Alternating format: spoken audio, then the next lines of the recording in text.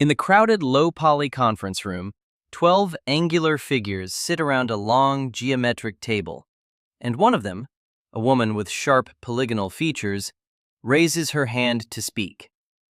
No one turns. No one blinks. The conversation flows around her like water parting around a stone, and her hand slowly lowers back to the table. She tries again, leaning forward, her mouth opening to form words. But the blocky figures beside her shift in their seats, angling their triangular shoulders away, their flat eyes locked on someone else across the room. It is as though she has become furniture. This is not a story about cruelty. No one yelled. No one insulted her. What happened in that room is something far more ancient and, as neuroscience now reveals, something your brain processes as genuinely dangerous. Being ignored does not just hurt your feelings. It changes what happens inside your skull. And the evidence for this begins with a deceptively simple computer game. Picture a small glowing screen floating in a dark geometric void. And on that screen, 3 low-poly hands toss a bright purple ball back and forth in a triangle. This is Cyberball, a virtual ball-tossing game designed by psychologist Kip Williams and used in one of the most cited social neuroscience experiments of the 21st century. In 2003, Naomi Eisenberger, Matthew Lieberman, and Kip Williams slid participants into an fMRI scanner and had them play this game. At first, the ball came to them regularly. Then, without warning, the other 2 players stopped throwing it their way. The ball bounced between the other 2 hands while the participant watched, locked inside the humming tube of the machine. What lit up on the brain scans stopped the researchers mid-analysis. The anterior cingulate cortex, the same neural region that fires when you stub your toe, when you burn your hand on a hot stove, when a surgeon cuts into tissue. That region blazed with activity. Social exclusion, even in a pointless computer game with strangers the participant would never meet, triggered the brain's physical pain circuitry. Now zoom out from that scanner and float above a vast geometric model of the human brain, rotating slowly in dark space. Highlight the anterior cingulate cortex, that curved band of tissue hugging the front of the corpus callosum like a bent ribbon. This is your brain's alarm system, and it does not distinguish between a broken bone and a broken connection. This was not a metaphor. The researchers published their findings in Science, one of the most rigorous journals on the planet, and the implication was staggering. Evolution wired social rejection into the same emergency system as physical injury. Your ancestors who felt agony at being cast out of the group were the ones who fought to stay in it, and they survived. The ones who shrugged it off wandered into the savannah alone and did not come back. But the story gets stranger, and to see why, we need to travel from that rotating brain model into something far more uncomfortable. In a separate experiment, researchers Gonsalcarale and Williams set up another version of Cyberball. This time, the virtual players were not neutral silhouettes. They were represented by avatars wearing Ku Klux Klan hoods. Participants knew these were not real people. They knew the game was controlled by a computer. And yet, when the hooded figures stopped throwing the ball, participants reported the same plummeting feelings of distress. Being ignored by virtual Klan members, figures most participants found morally repulsive, still hurt. The pain was reflexive, firing before any rational evaluation could intervene. Your social brain does not pause to ask whether the person ignoring you deserves your attention. It simply screams. Kip Williams spent years mapping this reaction, and by 2007, he had built a comprehensive model with 3 distinct stages. Think of them as 3 rooms in a long geometric corridor, each one darker than the last. The first room is bright and sharp, filled with jagged red shapes that pulse like an alarm. This is the reflexive stage. It happens within milliseconds of being excluded.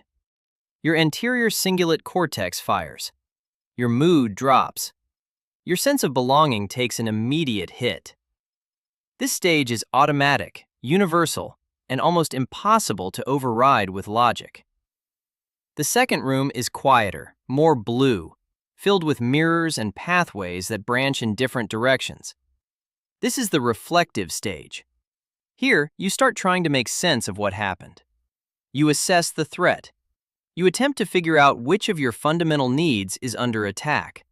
And according to Williams, there are 4: your need to belong, your self-esteem, your sense of control over your environment, and your belief that your existence is meaningful and recognized by others.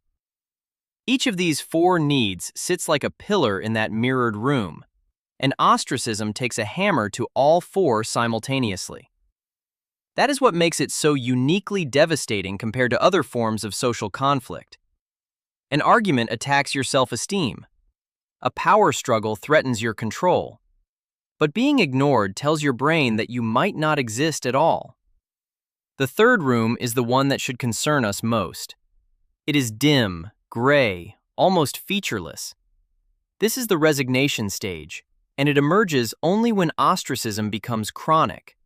When it is not a single incident at a meeting, but a pattern that stretches across weeks, months, years. In this stage, people stop trying to get back in. They become passive. Depression sets in. Helplessness becomes the default state.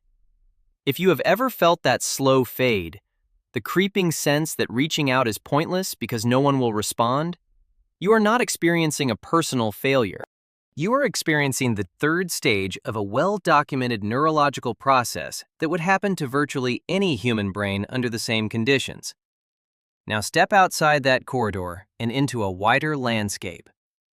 Picture a vast, low-poly globe turning slowly, dotted with glowing pins across 62 different countries.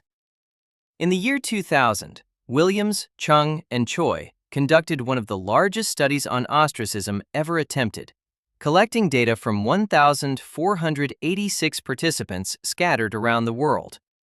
Every single pin on that globe told the same story. The more a person was ignored during the Cyberball game, the worse they felt. It did not matter whether the pin sat in Tokyo, Sao Paulo, Helsinki, or Lagos. Cultural background, age, gender, none of these factors offered meaningful protection. Ostracism is not a Western phenomenon or an Eastern one. It is a human one, baked into the architecture of the social brain. And here is where the science takes a turn that most people do not expect. Drift back from that globe and into a quiet geometric living room where a low-poly figure sits alone on a couch, staring at nothing.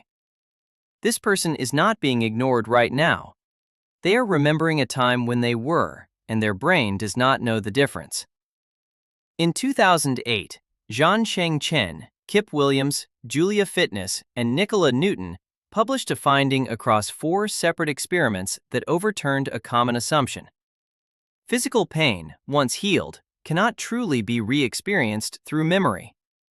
You can remember that you broke your arm, but you cannot make your arm hurt again just by thinking about it. Social pain is different. When participants were asked to vividly recall a moment of exclusion or rejection, their brains reactivated the same distress responses as if it were happening in real time. The anterior cingulate cortex lit up again. The emotional pain returned in full force.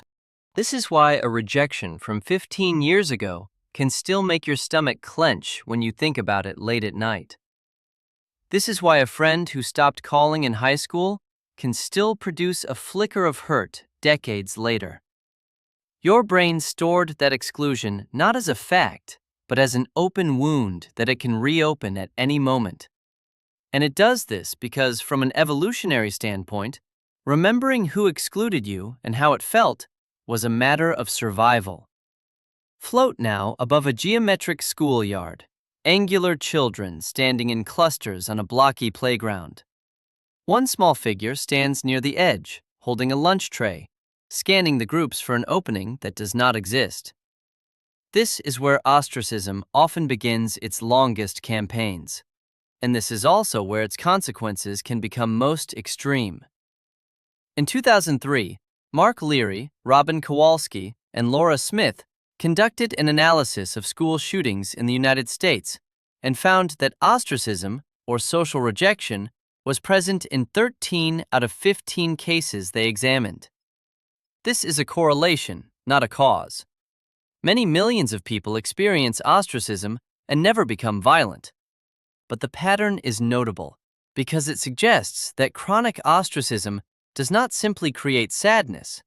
It can, in some cases, and in combination with other risk factors, erode a person's connection to the social contract itself. Remember those 4 pillars: belonging, self-esteem, control, meaningful existence. When all 4 collapse, the person standing in that gray third room of resignation no longer feels bound by the rules of a group that has made them invisible. They feel they have nothing left to lose because the group has already taken everything. Pull back from that schoolyard and into an abstract space, a wide, dark plain scattered with low-poly human figures. Some stand in tight clusters, their faces turned inward toward each other. Others drift at the edges, untethered, their geometric forms slightly translucent, as though they are fading from the scene entirely. What makes ostracism particularly insidious is how invisible it is to bystanders. A shouting match draws attention. A physical altercation creates witnesses. But silence? Averted eyes? A message left unread? These leave no fingerprints. Williams and Nida, writing in 2011, emphasized that the reflexive pain of ostracism occurs even when the target knows the exclusion is meaningless. Even when participants were told explicitly that a computer algorithm was controlling the other players in Cyberball, the pain still registered. Knowing it is irrational does not make it stop. This is because the brain region responsible for this alarm predates the prefrontal cortex, the part of your brain that handles logic and reasoning. By the time your rational mind says this does not matter, your alarm system has already flooded your body with distress signals. The fire truck is already racing down the street before anyone checks whether there is actually a fire. And the behavioral consequences are measurable. Drift into a geometric laboratory where a row of low-poly figures sit side by side, each one facing a screen displaying a simple visual test. After being ostracized in Cyberball, participants in Williams and colleagues' 2000 study became significantly more conformist. When placed in a task where they could either give their honest answer or agree with an obviously wrong group consensus, the ignored participants folded. They went along with the crowd. This is not weakness. This is the reflective stage doing exactly what it evolved to do. Your brain detects that you have been pushed out of the group, so it recalibrates your behavior to maximize your chances of getting back in. You become more agreeable, more compliant, more willing to suppress your own judgment. Because your neurological alarm system has decided that group membership is currently more important than being right. Zoom into one of those figures at the screen. Watch the subtle shift in their posture, the way their angular shoulders curve inward as they select the answer that matches everyone else, even though they can see it is wrong. This is what ostracism purchases. Not just pain, but obedience. Now let this laboratory dissolve and reform into a long geometric bridge stretching across a dark canyon. On one side, a single low-poly figure stands at the edge, looking across. On the other side, a cluster of figures stands together, some glancing back, some not. The bridge represents what Williams called the path from reflexive to reflective, the narrow window in which a person who has been excluded decides what to do next. Some people cross that bridge by becoming hypersocial, laughing louder, agreeing more, working harder to be noticed. Others retreat. Others become aggressive, not because aggression is a rational response, but because when belonging and self-esteem are threatened, the brain sometimes reaches for control as the only pillar left standing. If you have ever snapped at someone after feeling invisible all day, or if you have ever poured excessive energy into pleasing people who clearly did not care, You were not being irrational. You were executing a neural program that has been running in human brains for hundreds of thousands of years. Recognizing it does not make it disappear, but it does give you something that your reflexive brain cannot generate on its own: perspective. Return now to that conference room where we began. The woman with the polygonal features is still sitting at that long table, but something has shifted. She is no longer leaning forward trying to be seen. She has pulled a small notebook toward her and is writing something down, her angular face calm and focused. She has not stopped feeling the sting. The anterior cingulate cortex does not come with a switch, but she has recognized the feeling for what it is: an ancient alarm, not a verdict on her worth. And she has made a choice about what to do in the reflective stage rather than letting the reflexive stage dictate her next move. This is not a story with a neat ending, because ostracism never truly stops being painful. Evolution made sure of that. What changes is what you build between the alarm and the response, the bridge between feeling invisible and deciding what that feeling means. The neuroscience is clear. Your brain will treat being ignored like being struck. Old exclusions will echo in your body years after they happened. The instinct to conform, to shrink, to either fight or disappear is not a flaw in your character. It is the predictable output of a system that kept your ancestors alive on a planet where being alone meant being dead. But you do not live on that planet anymore. And the part of your brain that can understand this, the prefrontal cortex, the slow, deliberate reasoning part, is also part of you, even if it always arrives a few milliseconds late. The woman closes her notebook. Around her, the angular figures continue their conversation, still not looking her way. But she stands, picks up her things, and walks toward the geometric door at the far end of the room. Not because she has given up, because she has decided that this particular room is not the only room that exists. And somewhere, in her anterior cingulate cortex, the alarm is still ringing. It will ring for a while. That is what it does. But she is already somewhere else, walking down a long, low-poly corridor lit by cool blue light, heading toward a door she gets to choose.